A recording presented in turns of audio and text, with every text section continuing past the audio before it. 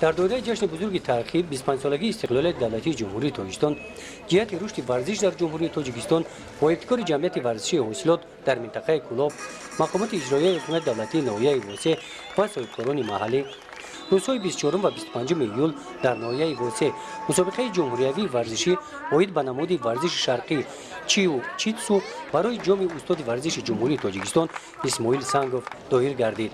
من تاجیک رو در مقیاس دیگر سابق جمهوری ما با همین مشق حربی شرقی یا چینی میگن یا کاراته میگن مشغول گردانده بود که بعدا چندین همون جوانان نوایی اطراف کلوب رفته در نزد وی آموختند آبتاب یافتند.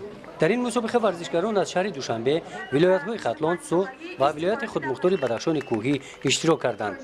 در مراسم رسما شادرشوی این چهاربینی، جانشین رئیس ناحیه واسه اشتراکیان مسابقه را تبریک گفته در وضعیت تنتنوی با یک چند نفر جوانان شهادتنامه نامزد به استاد ورزش جمهوری تاجیکستان را سپاریدند.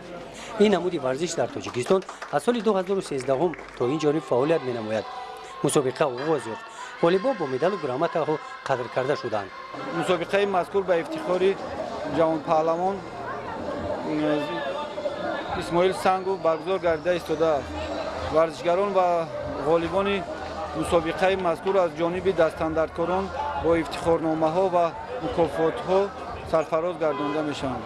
استاد ورزش تاجیکستان اسماعیل سنگوف در رشد ساحه ورزش تاجیکستان در نماد ورزش شرقی کاراته دو و تکواندو سهمی ارزنده خود را گذاشته است. در ناحیه واسه کار اسماعیل سنگوف را شاگردان او پیش برده امروز در مسابقه های بین المللی از ناحیه واسه شرف ورزش تاجیکستان را آنها حمایت می‌نمایند. در ماه می 2 نفر تکواندوچیان این مکتب غالب مسابقه بین المللی گردیدند. گزارش خواجه نظری خدای نظر ظهوروف از ناحیه واسه برای برنامه اطلاعاتی نوید.